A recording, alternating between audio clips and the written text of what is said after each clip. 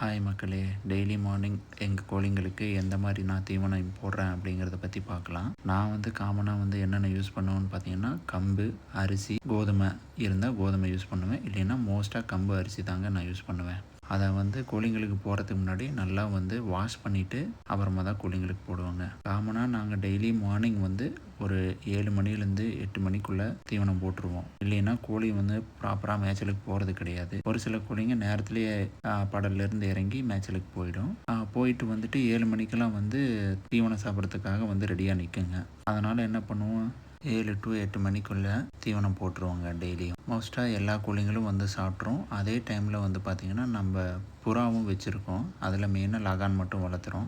அதையும் அந்த KG open பண்ணி விட்டுருவாங்க. அதுவும் கோழிங்களோட கம்முன்னு சாப்பிட்டுக்கும். அப்புறம் பார்த்திங்கன்னா நம்ம கூஸ் வாத்து கோழிங்களுக்கு அப்புறம் அதுவும் சாப்பிட்றோம். நம்மளுக்கு ஒரே டைமில் கொஞ்சம் ஒர்க்கு முடிஞ்சிடும் மார்னிங். இதுக்கப்புறம் என்ன பண்ணுவோம்னா, கோழிங்களுக்கு தண்ணி மாற்றுறதெல்லாம் மாற்றிடுவோம். அப்புறம் மெயினாக நம்ம கட்டுத்தரையில் இருக்க சேவலுங்களுக்கு தண்ணி மாற்றுற ஒர்க்கெல்லாம் இருந்துச்சுன்னா கொஞ்சம் மாற்றிடுவோம். அதுக்கப்புறம் ப்ரீடிங் சேவலுக்கு இருக்கிற தண்ணிங்க, அதுங்களுக்கு இற வைக்கிற ஒர்க்கு அதெல்லாம் கொஞ்சம் பார்ப்போம். டெய்லியும் இப்படி கோழிங்களுக்கு தீவனம் வச்சுட்டு கொஞ்ச நேரமாச்சு கோழிங்களோட உட்காந்து கோழிங்க எல்லாமே நல்லா இருக்கா, ப்ராப்பராக தீனி எடுக்குதா அப்படிங்கிறத டெய்லியும் வாட்ச் பண்ணுங்க. நாம் தீனி நிறைய பேர் பார்த்திங்கன்னா ஒரு நாளைக்கு ஒரு வேளை மட்டும்தான் தீனி போடுறாங்க. அது அரிசி மட்டும்தான் போடுறாங்க. அரிசி போட்டால் கோழிங்க ப்ராப்பராக வெயிட் கெயின் ஆகாது. அதனால் அரிசி கூட ஏதாவது ஒன்று, கம்போ, சோளமோ, ராகி, கோதுமை, மக்காசோளம் அவங்கவுங்களுக்கு என்ன முடியுதோ அதை போடலாம். அரிசி மட்டும் போட்டிங்கன்னா கோழிங்க ப்ராப்பராக வெயிட் கெயின் ஆகாது. ஏன் அப்படின்னா அரிசி உடம்பை டைட் மட்டும்தான் பண்ணும், வெயிட் ஏற்றாது. அதனால் இருக்கிற உடம்பை அப்படியே டைட் ஆகிடும். ஸோ இது நம்மளுக்கு லாஸ் தான். நம்மளுக்கு கொஞ்சமாச்சும் வெயிட் என்ன தான் கோழியும் பார்க்க அழகாகவும் இருக்கும். சேல் பண்ணுற இப்பயும் நல்ல ரேட்டுக்கு சேல் பண்ண முடியுங்க. இவ்வளோ தான்.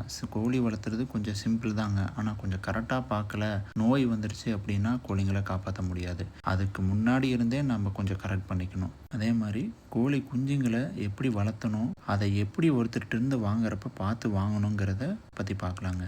ப்ராப்பராக ஒருத்தர்கிட்ட கோழி குஞ்சுங்க வாங்குறீங்கன்னா அது ப்ராப்பராக எந்த லைனேஜுக்கு குஞ்சு ஆகுது அப்படிங்கிறத பற்றி கேட்டு தெரிஞ்சுக்கோங்க. நம்ம ஃபார்மில் பார்த்தீங்கன்னா இப்போ கரண்ட்டாக ஒரு வல்லூர் கோழி 9 குஞ்சு பொரிச்சிருந்துச்சுங்க. அந்த குஞ்சு அடையிலேருந்து இறக்கி விடுறதுக்கு முன்னாடியே நாங்கள் அதுக்குன்னே தனி பார்ட்டிஷன் போட்டு வச்சுருக்கோம். பார்த்தீங்கன்னா இந்த பார்ட்டிஷனோட சைஸு 5x 5. இதில் பார்த்தீங்கன்னா நாங்கள் ஒவ்வொரு பேட்சும் கஸ்டமருக்கு கொடுத்த பிறகு ப்ராப்பராக க்ளீன் பண்ணிவிட்டு மறுபடியும் நியூவாக மண் உள்ளே ஆட் பண்ணி விட்டுருவோங்க. அதுக்கப்புறம் என்ன பண்ணுவோம்னு பார்த்தீங்கன்னா அதில் இருக்க பெரிய பெரிய கல்லெல்லாம் பொறுக்கிட்டு கோழிங்களையும் குஞ்சுங்களையும் அதில் விட்டுருவோம். அது பார்த்தீங்கன்னா 20 days வரைக்கும் கோழிங்களையும் குஞ்சுங்களையும் இந்த பார்ட்டிஷனுக்குள்ளே தான் இருக்கும். அதுக்கப்புறம் பார்த்தீங்கன்னா வெளி மேய்ச்சலுக்கு விட்டுருவோம். அப்போ தான் கொஞ்சமாச்சு கோழிங்களுக்கு நார்மலாக நேச்சுரலாக எப்படி மேயணுங்கிறத கோழிங்களே சொல்லி கொடுத்துரும். நிறைய பேர் என்ன பண்ணுறாங்கன்னா இன்குபேட்டரில் பொறிக்க வச்சு அப்படியே 2 months பார்த்தீங்கன்னா ப்ரூடிங் மாதிரி போட்டு லைட்லேயே வளர வச்சு தீவனம் போட்டு வளர்த்திடுறாங்க. அதுங்க என்ன பண்ணும் அப்படின்னா, நாம் அந்த சிக்ஸை வாங்கி நம்ம ஃபார்மில் நாம் விடும்போது அந்த சிக்ஸுங்களுக்கு வெளி மேய்ச்சலே தெரியாதுங்க, வெளிச்சத்தையே பார்த்துருக்காது. இப்போ அப்படி இருக்க சிக்ஸை வாங்கி நீங்கள் விடுறப்ப 1 மாதத்துக்குள்ளே எல்லா சிக்ஸும் இறந்து போயிடும். அந்த சிக்ஸை நாம் எப்படி மெயின்டைன் பண்ணோம்னா, அங்கே எப்படி வளருதோ அதே மாதிரி நாம் கொண்டு தீவனம் வச்சு வளர்த்தினா மட்டும்தான் அது க்ரோத்தும் நல்லாயிருக்கும். அந்த சிக்ஸ்லேருந்து ப்ராப்பராக அவுட்புட் எடுக்க முடியும். நாம் என்ன பண்ணுறோம், அந்த சிக்ஸை வாங்கி விட்டால் அதுவே வளர்ந்துக்கும், அரிசி போட்டால் கோழி நல்லா உடம்பு ஏறிடும் அப்படின்னு நினைக்கிறோம். ஆனால் அந்த குஞ்சுங்க வளராது. 1 மாதத்துக்கு அப்புறம் அதுங்களா ஒன்று ஒன்றா இறக்க ஆரம்பிச்சிடும். சில குஞ்சுங்க வெயிட் கெயினே ஆகாது. 6 மாதம் வச்சுருந்தாலும் அப்படியே தான் இருக்கும். அது வேஸ்ட்டாக தான் போகும். அதனால் என்ன பண்ணணும்னா, ப்ராப்பராக இந்த மாதிரி தாய் கோழியோட குஞ்சுங்க வளர்ந்துருந்துச்சுன்னா குஞ்சுங்களுக்கு கொஞ்சமாச்சும் தெரியும். அதை சர்வேயாச்சும் பண்ணிக்கும். நாங்கள் என்ன பண்ணுறோம் அப்படின்னா ஃபஸ்ட்டு 20 days ஃபீடர் தாங்க கொடுக்குறோம். அதுக்கப்புறம் என்ன பண்ணுவோம் அப்படின்னா அரிசி, கம்பு, கோதுமைக்கு மாற்றிடுவோம். மக்காசோளம் அந்த மாதிரி மாற்றிடுவோம். ஏன் அப்படி ஃபஸ்ட்டு 20 daysக்கு நாங்கள் தீவனம் கொடுக்குறோம் அப்படின்னா அப்போ தான் குஞ்சுங்க நல்ல க்ரோத் இருக்கும், கொஞ்சம் ஸ்பீடாக க்ரோத் ஆகும். ஃபீடர் கொடுக்கறதுனால பெருசாக எந்த நோயும் அஃபெக்ட் ஆகாதுங்க. அதே மாதிரி ஆஃப்டர் 20 days நார்மலாக கோழிங்க வெளி மேய்ச்சலுக்கு போகிறப்ப அந்த ஃபீடரை சுத்தமாக மறந்துடும். நார்மலாக நம்ம கோழிங்களுக்கு என்ன தீவனம் கொடுப்போம், அரிசி, கம்பு, கோதுமை, இதை சாப்பிட்டு வளரும்போது அதுங்களோட டைஜஷனும் அதுக்கேற்ற மாதிரி மாறிடும். நாம் 2 மாதம் குஞ்சு வரைக்கும் ஃபீடர் கொடுத்துட்டு அதுக்கப்புறம் அதனோட டைட்டிஷனை மாற்றணும் அப்படின்னு நினைக்கிறப்ப அது உடம்பு ஃபுல்லாக குறைஞ்சி இந்த ஃபுட்டுக்கு ஏற்ற மாதிரி அடாப்ட் ஆகி வர்றதுக்குள்ளே நம்மளுக்கு இன்னும் 1 மந்த் 1.5 மந்த்ஸ் ஆகிறப்ப குஞ்சுங்களுக்கு க்ரோத்தே இருக்காது. இது வந்து பெருசாக அந்த குஞ்சுங்களோட க்ரோத்தை அஃபெக்ட் பண்ணும். நிறைய கஸ்டமர் சிக்ஸ் வந்து வெளியில் வாங்கிட்டு என்கிட்ட கால் பண்ணி கேட்குற விஷயமே இதுதான். குஞ்சுங்க பெருசாக மாட்டேங்குது, 1 மந்தில் இறந்துருது அப்படின்னு சொல்கிறாங்க.